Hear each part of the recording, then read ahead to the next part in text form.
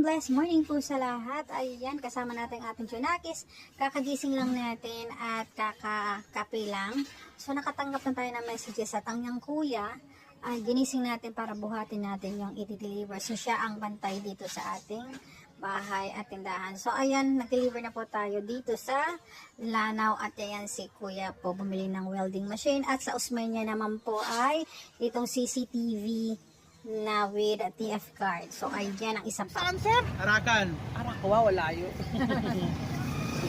Pang legit pa lang. Ayan.